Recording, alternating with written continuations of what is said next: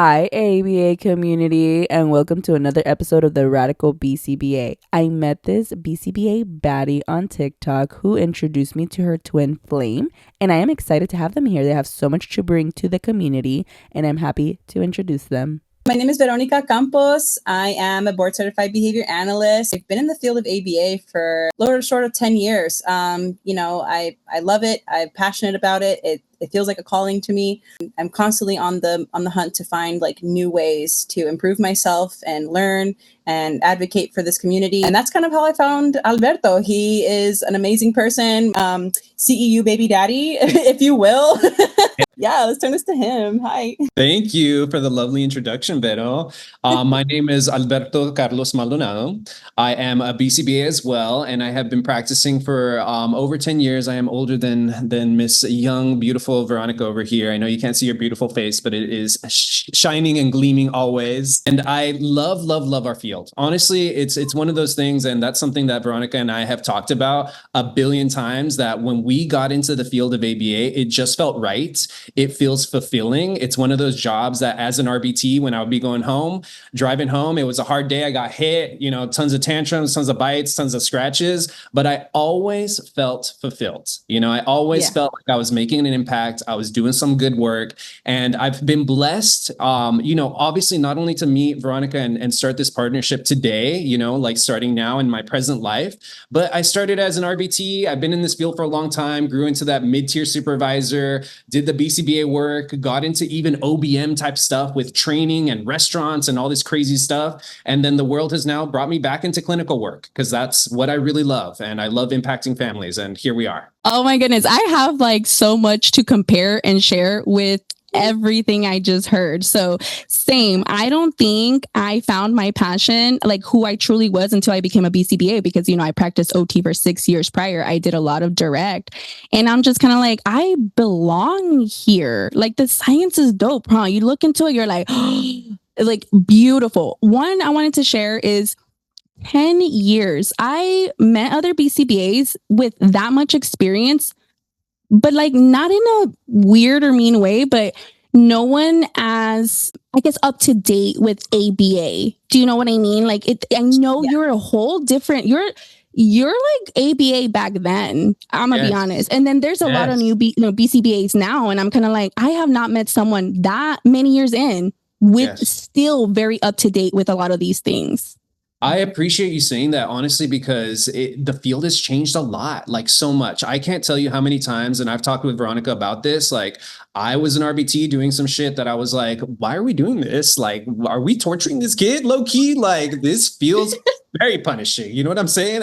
I see you guys laughing, but it's true. And I'm sure you guys went through the same shit. It's like, that's not right. It's not compassionate care. So what actually drew me really closely to Veronica is that she had this whole messaging about inclusion, and it's something simple, but it's something so meaningful. And I feel like that really drew me to her a lot and her philosophy. And then we just started having all these conversations. And then little by little, we were just like, damn, we're twin flames. We're so much alike. We love the same stuff, like even outside of the BCBA realm. And so I 100% agree. And I appreciate that comment because yes, you got to change. And BCBAs that are out there that grew up during my time, we got to change with the times. I think, you're always a student. And like, I'm constantly learning new things. My clients, my students, they're always teaching me things about them that I didn't even know. They keep me on my toes, to say the least. And I just want to be the biggest advocate I can for them, because I see them for who they are versus their disability, right? And to me, like, I see autism as a gift. I see it as something that, we can definitely be more inclusive about. I always tell parents, community members, whoever it is, like, don't assume incompetence. They understand what you're saying. They know what you're talking about. They feel what you're feeling. And I can be a pretty spiritual person myself. And if I'm not having a good day, chances are my client's going to feel that, and we're just going to have a tough day sometimes. Yeah. Oh my goodness. I thank you for saying that too about the spirituality thing, because I remember this professor telling me, like, if you believe in God, if if you're really into spirituality and whatever, this is not for you. He's like, this is not for you. That's not the way science works. You have to leave that behind. You have to go through, basically, I'm not gonna lie, basically he was saying just observable behavior at that point. Now that I know, right? Now that I know what he was trying to say, at the time I was like, what do you mean? Right? But I was like, okay, it's science. I get it. But then when you are sitting here telling me the same thing, that there is room and a possibility for us to incorporate or understand that, it just feels good to find people like that. And look, Michelle, the thing is that it's not just like you should. Like that should be the standard. You know what I'm saying? Like compassionate care needs to be the standard. I know we're going to get into CEUs and talking about all that stuff, so I don't want to jump the gun or anything like that. But that's really what inspired all of this. You know, I ran into this article. It's called Of the Behavioral Artists. It's by Fox and Callahan. It's an old article, but it literally changed my life and my philosophy on the practice that we have as BCBAs, because it every single characteristic that's in that, there's 7 distinct characteristics. I identified with every single one. Okay. And I was like, I felt growing up in this, I was like, I feel like a different type of BCBA. Like it doesn't feel right for me to do just this systematic stuff. I get the science. I love the science. I love the data collection. I'm a data nerd, all that stuff. But at the same time, I'm very compassionate. I'm very Latino too. You know, I want to love my clients. And I grew up in an industry that was like, you can't love that. You know, you can't love your clients. That's unethical. And it's like, I fucking love them. What are you talking about? Like, it's a kid. I love him. You know, it's like culture. It's culture. That's legit what that's what we learn about it on the exam. Like they're all culture competency, like respecting culture. Okay, but then you should also understand that culture comes in. But no, it's like you cannot have that come in. It's like you're gonna ruin that. It's like, no, how about we just all collaborate with our cultures and be like, hey, how exactly. you know? Yeah, let the culture speak for itself, honestly. I mean that shit sounds like it was written by a white guy, but like for me, like I'm very I'm glad you said it first, because I was like, I don't know if I should say it, but I think like, you know, if we're going to be, you know, in this community, and if we're going to be serving our community, then we also need to be the advocates for our community. And I'm coming to your kids' carne asada. Like, are you kidding me? I'm coming to the quinceañera. Oh my gosh, so y'all do this? Please tell me you do this. This is how you support your community. This is how you show up for people. This is how you help parents feel less ostracized from being a part of the culture. You know what I mean? I talked about that in one of my episodes. I was like, I remember we used to go and even see our doctor in these white coats, and they were scary. It's like, you don't even want to tell them anything. And so I remember too, when I started working at a clinic, I don't work at a clinic anymore. I remember coming in and you can just tell they were so tense. Like they were like, oh, here we go again. I'm about to hear something else about my child. And I was just chilling, dude. I got tattoos. I was chilling back. I was sitting back in my chair. I was like, what's up? How you been? Like, you know, very like, that's my culture. Right. And I was like, yeah, how's your tia doing? You know? And I just went in there, and all of a sudden, by the third time I saw them again, they were so relaxed. They were sitting back too. They were excited to be there. I was even like going past my hour, and before I could tell that they were being pulled in that hour, they're just like, oh, drag. But it was to the point where it's like, all right, I gotta go, time's up. Like I was the one telling them, let's go, because I gotta see somebody else. But love that. Love it. So Michelle, you don't know it yet, but you're a behavioral artist. That's what you are. All right. Trust me. Is that what I identify as now? Yes, that's what we need. Yes, that's what we should all identify. We need to all identify as behavioral artists, because it really does incorporate that compassionate care, fun creativity within the science that we have. And that's why, honestly, it resonated with me so much, because I was like, this is my jam. This is what behavior analysis should be. And when people talk shit about behavior analysis, it's because, it lacks heart. You know, it lacks compassion. It feels very clinical. It feels very 1 + 1 = this. And, you know, like you're on a VR schedule 1. It's like, all right, yeah, but like he's a fucking kid too. You know? Yeah. You know what I mean? Like it's exactly. Yeah. I'm like, sometimes my brain's like, what kind of CEU should I do? Because like, I don't want to like go against it or be unethical because, you know, they also told me in school, I'm gonna say it. They also told me the moment that you put a weighted vest on, the moment that you do this, it's unethical. And so every semester I'll be like, I practice OT. Do not dare to talk about that field because you guys have no idea what they bring to the table. And, but they kept referencing them. To me, it's like, when you think about CEUs, what do you think we can incorporate, or what are your thoughts on that, first of all, before I start to add my thoughts to that? One, I think it's like personal. Like, I think things can be relatable. In like, you're right, in schooling, they teach us like, oh, don't make it too much about yourself, or don't like try to personalize it, or like connect to it, because you just have to follow the science, right? And I think that's the human aspect that's missing. You know, like, these are human beings that we're working with. Yes, it's a science and it's credible, but at the end of the day, like, these are people's lives. These are their livelihoods. These are their families. This is their community. And I think like a big thing in CEUs that's lacking is just that awareness that like, hey, you're working with families here. The person next to you in this CEU could have a child, right? And you're talking about them like they're some specimen. And that's, to me, that's what irritates me the most, is like, oh, like this challenging behavior, or this happened, and like, you know, we just didn't have a good day. And it's like, okay, challenging behavior, but what were they communicating in that challenging behavior? What did you learn from that? Because I go home and I blame myself if my client has a bad day, right? I go home and I'm like, damn, what did I do wrong? What was I missing? How can I improve tomorrow? Right. And I don't think people think like that. I think that's what's really lacking, is that self-awareness, and that like, you know, that ability to allow yourself to accept your own flaws. Right. I'm not perfect. So I mean, basically, you were talking about, like, you know, CEUs, if it's appropriate, you're multidisciplinary, right? So it's appropriate to incorporate the OT aspect into a CEU if that's your, I think, yes, absolutely. I think you think so? Yes, absolutely. Because honestly, what we lack in our field is a multidisciplinary approach. A lot of the times, I mean, and you guys see this through social media, how many of the SLPs will talk shit about ABA? You know, a lot, and a lot of other fields. And I'm also like, you know, rightfully so, because back when I was practicing this, it was shady. You know, I'm not going to lie to you and be like, yeah, it was a great science and we knew everything and we were doing it the right way. No, it's growing. It's brand new. It is a newer science. So we do have to get with the times. We have to evolve as we get more information. We should be incorporating that. And if there's a BCBA, like I'm looking at right now, Michelle, that has great knowledge in OT and has become a BCBA, yes, I want to have a CEU that incorporates both. You know, like, that is very valuable. Yeah. Yeah, I want to so bad, but I guess because I haven't been in the field long enough, I'm like, I don't want to break rules. Like, I don't want to get in trouble. I don't want someone to come like sue me. So sometimes I'm like, I want to do like a holistic approach where the way I see the body is way different, because I'm going to explain now my OT part and what y'all think.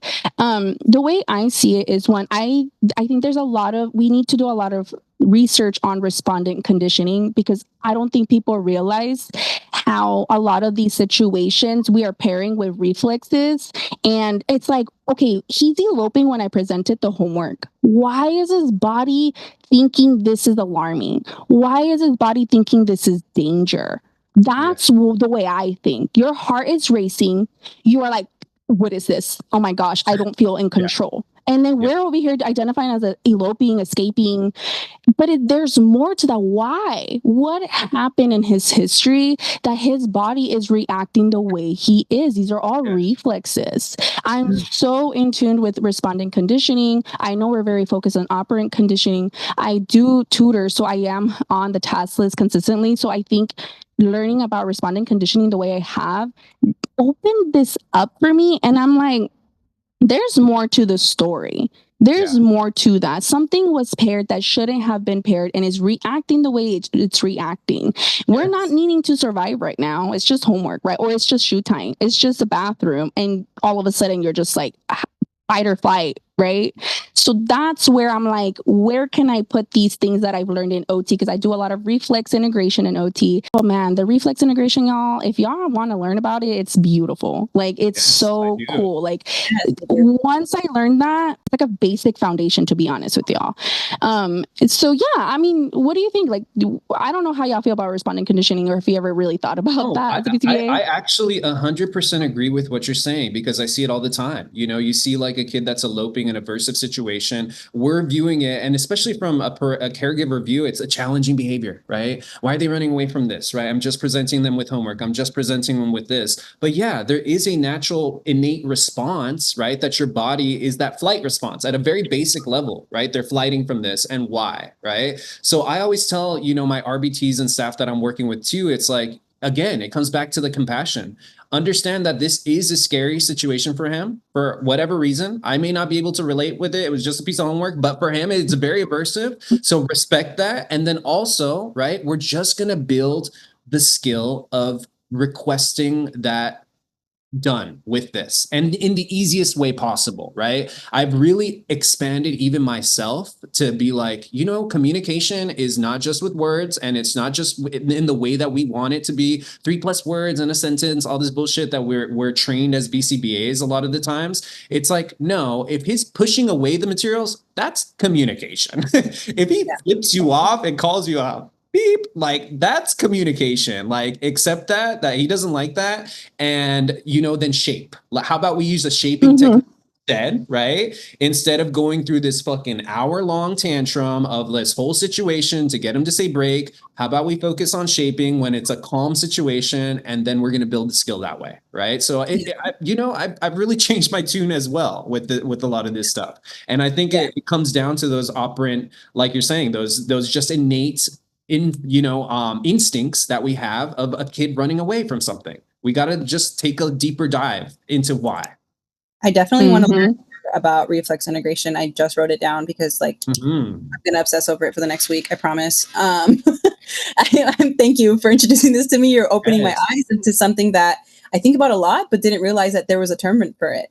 Because I do relate things to myself a lot. And when I am presented with an aversive stimulus, I do think about my own history with it. Like, okay, where does this come from, and where did it start? And, homework as an example, right? It's something that, can take a long time or doesn't take a long time. It may or may not. You don't know the end of it. Or, for Latino culture, it could lead to scoldings. It could lead to ass whoopings, right? So it could, there's different variables in play that we're not even taking account for. And I have had clients in the past who are presented with a stimulus that's aversive to them, and their parents are like, oh, they're just being dramatic, and it's like, no, they're communicating something. Like, there's something here, right, to be said. And, like Alberto said, like, it might not be something that we can directly relate to sometimes, but it is worth, looking into, because, you're investing in the client. Like, this is their progress. It's about them. This is about, us advocating for them as much as possible. And that's why I always say, like, challenging behavior is a form of communication. I had a middle schooler who, we were working on them answering why questions, but, they had some behaviors that were going on. And, I just reminded mom, like, even though she's not asking us why, her behavior is, right. Like, she's making these she's doing things, and she's challenging things in a way to us that's like, okay, well, why would you do that? Don't do that. And it's obvious for us why you shouldn't, but her behavior is asking why. Like, well, why can't I just do this, right? Let me try it and see what happens. So I think that's in our nature. And I think it's so true, and it's not good enough to just be like, because I told you so.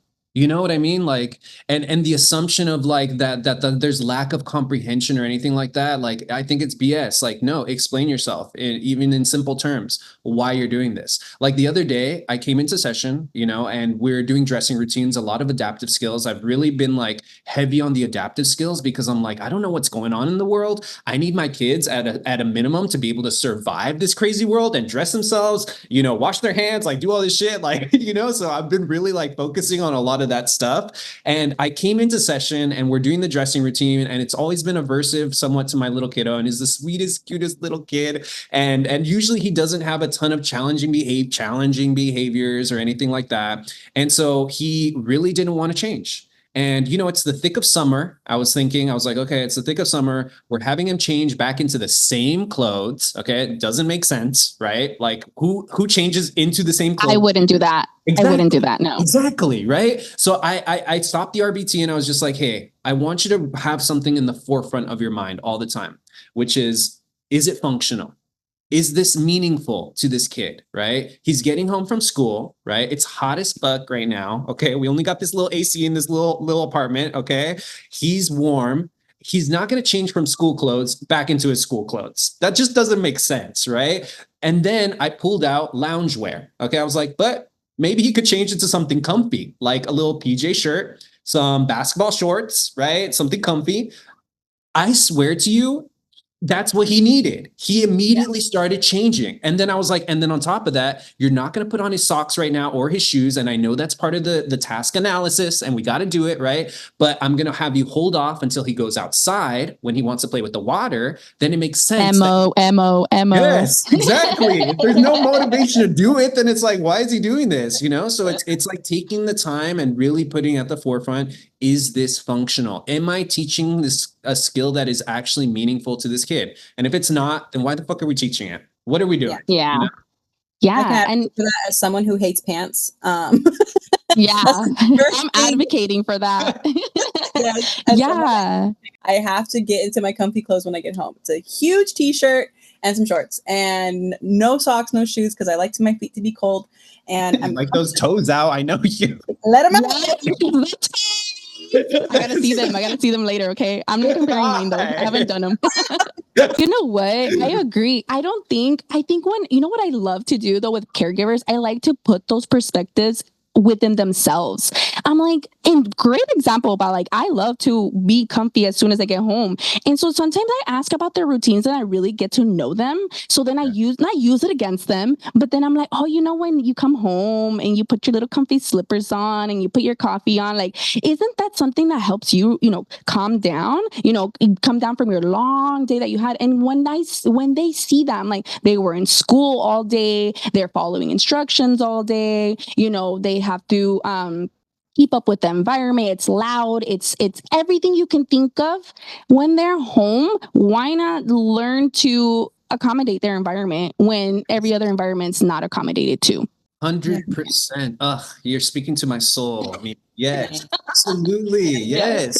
Why can't we accommodate? Yes. I need you to go talk to a parent I'm working with right now. I swear. I have this spiel every week. I feel like with him, I'm be like, the world is tough for him. He's functioning in a world that just was not built for him. I have a lot of love for them. I have a lot of love for him, the father, the mother, the kids, all of them. So I want them to thrive and I need them to understand too. It's not just what we're asking for. It's what he needs to, and we need to be malleable and we need to be flexible in accommodating that stuff when it's reasonable, I like this perspective too, because a lot of things that are not talked about is the parents' buy-in.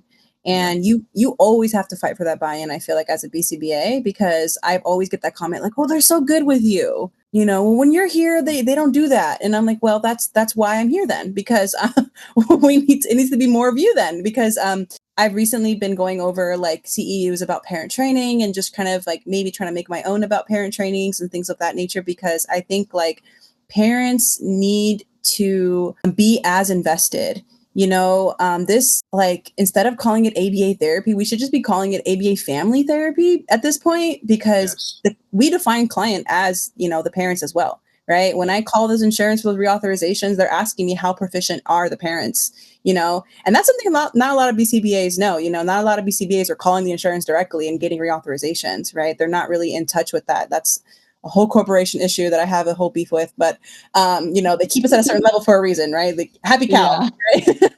I do get that a lot. Like, well, how are the parents? Like, are they experiencing burnout? How are they coping with the diagnosis? How proficient are they in ABA terminology? And that's something that like opens my eyes, because I'm like, wow, like I really need to run this parent stress index with them. I need to do this family goal building. You know what I mean? Because this is something that's lifelong. I get to clock out. I don't have children myself. I've worked with kids my whole life. I've been the lifelong babysitter, the oldest cousin, big sister. Like I have a lot of siblings, and have had kids in my life my whole life. Latina, it's because it's our culture. It's our Right. culture. I was a mom since I was like 12, Right. For real. I never got a break. Never got a break. Okay. I know, just raising kids, just like. I know. Oh gosh. And so, like I think like it's more beneficial if you involve the family in the therapy. I'm really, really big on parent-led sessions. Like part of my journey during COVID, I went to this company that was fully remote, but it was parent-led and it was all in Spanish. So I had to practice my Spanish in ABA, which was kind of tricky, to be honest, because you have the ABA terminology in Spanish, but then you kind of have to put it in layman's terms, because how do you say reinforcement system in Spanish? Yeah, the diversity. Yes. Yeah. Awesome. Oh, you guys are amazing. I'm just so happy that I had a feeling in my heart that this conversation was going to go like this. So tell me something about being a Latina and Latino, and anything you want to share personally as well. And, any experiences you had within your culture as you practice as well. I think a big misconception is they just need a spanking. A lot of times kids act up in my culture. I'm Mexican American. My family, we're considered more Chicano, more Americanized Mexican, but we still definitely hold those values pretty strong. And, a lot of times when a kid is hyperactive or throwing a tantrum, to our culture, it's like they need more discipline. They don't have enough discipline, so they need more. And a lot of times that looks like a whooping. And then now there's like all these parents online talking about, gentle parenting, right? And Latino culture, we're just laughing at it, right? There's that meme of Sully with the belt, right? That's going around. Going around TikTok right now, because that's an easy output. I think that's how parents, quote unquote, deal with that. And, I think that's like a way for parents to cope. Right. And it's not really conducive to the child's learning. Right? They're still learning something. They're still trying to learn something. And if you're just going to whoop them and not explain to them why, they're getting whooped. Well, no, why the behavior? You'd be like, this is why you're gonna get whooped. Right. Well, hey, that's also a thing too. Like, I grew up being disciplined in that sense. And my mom, she was big on the belt. And, I grew up, getting spankings and things of that nature. But she used to, I love my mom. I'm sorry, Mom. I love you. But she used to spank me. Yes. Did you hear that? No. She used to spank us, and she would come in the room crying and be like, I had to spank you because of this. And right. Right. And we're very close. I love my mother dearly. And she did what she could. Right. And that was her way of learning. That was her. She didn't know. It was her way of surviving. My mom was a single mom. Right. And I had a mouth, and I was not a complacent child. I was constantly challenging things and constantly asking why and constantly testing boundaries. And I think my mom, she just did what she knew her parents did, but a little bit less. Right. Of course. Right. I was going to say, I feel like our parents still did better. And I think they have that in their heart. I still did better, though. I didn't do them. And then I think about, what my grandma did to my mom. That's messed up. That is worse. Mom, thank you. Abuelita, we got to sit down. But then, okay, I am a parent. Okay, so let me give y'all my perspective. I still feel like my kids could still do better than me. I still do feel like I've cut half of that now because I am very well involved in my kids' life, but it doesn't mean I didn't yell at them, right? It doesn't mean that here and there I still have to catch myself to stop myself from that, because I grew up like that. And I'm so open on my podcast. I want to tell you raw, okay? And I'm not a perfect parent, because I don't want people to feel like I am a perfect parent and they're like, I want to be like, I still make mistakes. And so one thing is that I grew up being yelled at, and I am so thankful for my son, because I feel like he's ADHD. He is a handful. He's the reason why I had to stop yelling, because it was not working anymore. And at that point, I'm not spanking, because I know my family did that. So it's I ran out of ideas. And so entering ABA Oh my gosh, positive reinforcement, y'all, is life-saving to the point that my daughter is reinforcing me for spending time with her, that now I'm spending more time with her because I want to be reinforced. Like, you learned that from me. She learned that from me. It's so beautiful. I'm like, she goes, Mom, thank you for spending time with me. And I'm like, yeah. So beautiful. I'm Beautiful. throwing Yeah. heart emojis. I love that. Yeah. People take for granted the power of positive reinforcement. It's crazy. It really just works. It really just works. If you're trying to be punitive and punishing, it just doesn't work, you know? But look, I was just gonna say, yeah. Oh, I'm so sorry. No, go for it. I was just gonna say, I love a good girl. I love a good girl. I'm a good girl. I'm like, wait, what? Do you like good girls? I love good. Like a good girl? What do you mean? Please explain. Yeah, I need. Because she said it real sexy. I know she did. Just wait till you hear your voice. I like a good girl. It's the Gemini in me. I'm a little flirtatious by nature. You're a Gemini? My wife's a Gemini. My mom's a Gemini. We're both Geminis. No! I swear. I swear. May 31st. I talked about this in one of my episodes. I talked about how my mom was a Gemini. Everyone's a Gemini. I'm a Capricorn. Y'all like us? Like, yes. You guys get down to business. You guys are compassionate. You guys are realistic. Yes. We are. Oh my gosh. We're compatible. And a lot of Geminis like each other too. I know that for a fact. Geminis, they're teams. Y'all do not. Yeah. I'm telling you. Yes. So back to the good girl thing.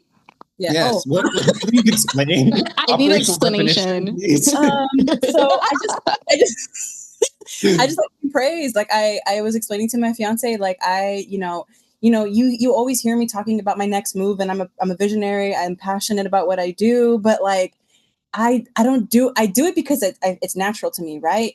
But what makes it more rewarding is when people are like, "You're amazing. You're doing it. A good girl," right? And I'm like, "Yeah, I need that praise."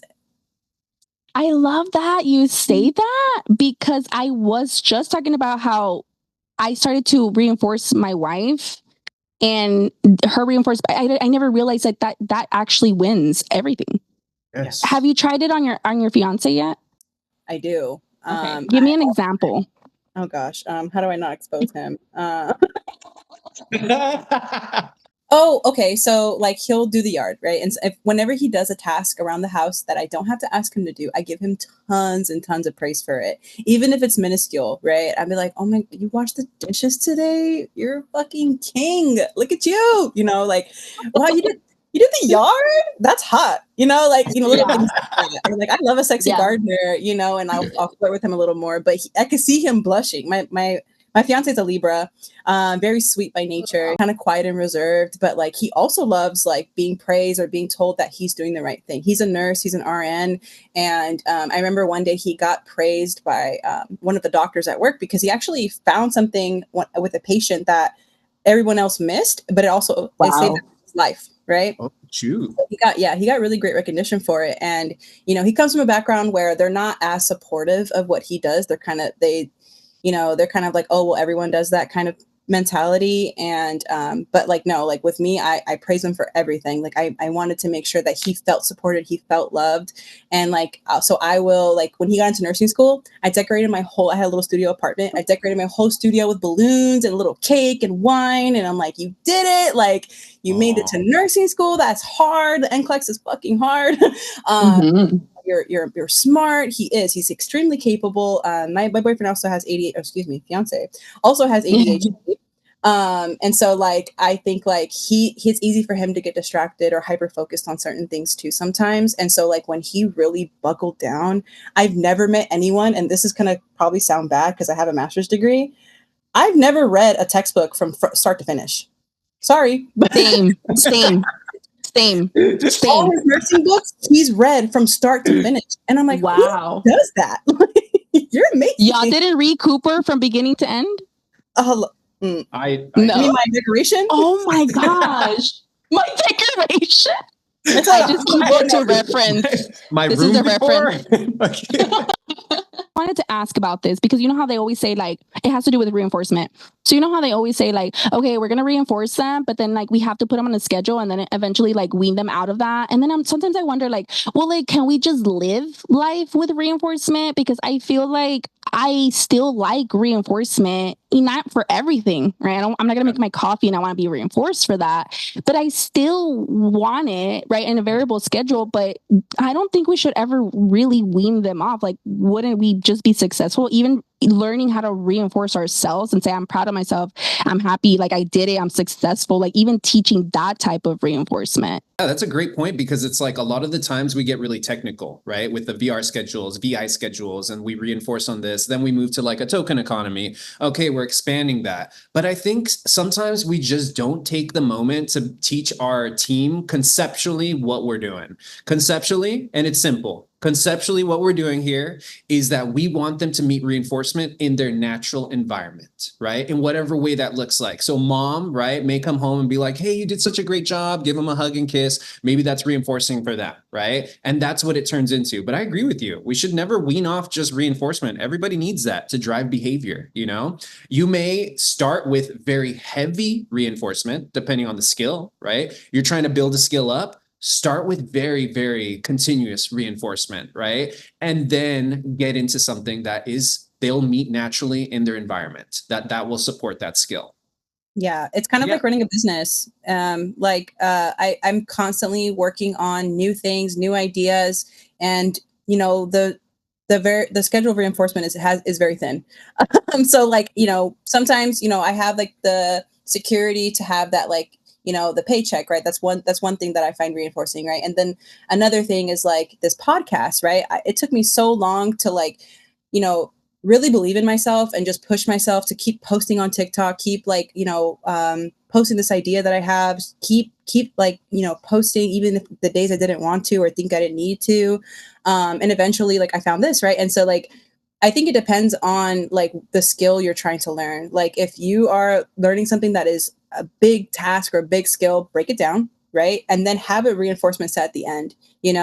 My fiance and I, we kind of like to think this way. And I've taught him how to appreciate variable schedules of reinforcement because we're people that both work in a very emotionally exhausting field, right? He's in Oakland, an emergency room, and I don't know if you know about that much of Oakland, but it's Yes. kind of sad. Rough. And then I'm in my field, and we like to reward ourselves every 3 months. We have to go on a vacation. We have to do something that's rewarding. Take a break. Even if we're just doing a staycation at home, right? We have to do something that is rewarding to both of us, where we can just kind of like, okay, decompress, relax, because you do get into that mundane, like everyday, kind of like grind. And then it's also an opportunity to reconnect. So you're looking forward to that, like, I get to reconnect with my partner. Right? We get to like, talk to each other and like, really just kind of like have a stress-free environment and just kind of like reconnect with one another, and we get judged by it quite often. A lot of people in our age group don't really go on a lot of vacations, right? And they're like stuck with this mentality like, oh, well, most people vacation once a year. And it's like, well, we don't. Like we need it. That's what I told my job when I applied at the new job. Both actually, both. So I'm shocked that my first job was surprised that I was going on my next vacation like 3 months later. I as soon as I became a BCBA, I went in there and I'm like, I take vacations every 3 months. And I'm telling you right now, if you don't want to hire me, don't hire me. I'm ADHD. I need accommodations. I straight up just, you need me more than I need you. Let's just put it like that at the end of the day. So I'm going to accommodate to myself right now. If you're willing to accept that, we can make a deal in something. Like I'm that open to that point. So don't be shocked when it comes. I love that, Michelle. I need to gain some of that. I tell Vero all the time, but honestly, I feel so happy having a partnership like Veronica, because she's more of a bulldog than me. I let people, walk over me sometimes, and I just don't tell what's on my mind sometimes. I'm not the greatest negotiator, but I feel like, I'm talented. I'm very skillful, but a lot of the times I just am not forthright in like what I deserve and what I want. And so I'm learning that. I'm learning that too in business and everything, to be more of an advocate just of your own needs, what you want, what you deserve. And I love that. I love hearing that from especially a Latina lady, like to be like, I need this, I want this. Me and Beto. We're like, yes, exactly. I love it. Yes. I need to learn from that. Yes. Yeah. And I love that you're hyping the Latinas to do that. Like, Uh, you're like, yes, yeah. queen. Look, Like, I you mean, do it. look, women have been fantastic to me, to be honest. You know, like I gotta say, like growing up, like, and especially being part of, you know, like the queer community and everything like that, like women have always been great, huge allies and everything like that, very accepting. I think my male counterparts have a lot of work to do sometimes, you know, especially. And so for me, yeah, I mean, it's been great, you know, and it's not by, I think, happenstance that I ran into somebody like Vero, because that was someone from my like imagination too, my like dreams as well, that I would have this type of partnership. So, I you know, I love feel it. really blessed. And then I got to say too, you know, she was mentioning in this podcast, I had been putting it out there for a while, you know, I would love to be on a podcast. I would love to be on a podcast, but I'm just, again, I'm not that like, hey, Mimi, can I be on your podcast? And then from the ether and from You the have to be. cosmos, I know, Oh, I'm no learning. way. And then all of a sudden I reached out. Yes. And then from, yes, you reached out and I was just like, oh my God, this is happening. So I was so excited. Yes. Yo, you have to Yes. push though. I think starting the podcast, the Radical BCBA, I started with just me talking to myself. And I think that's what helped. Like, All right, ABA community, that is part 1 of episode 11. Come back next week for part 2.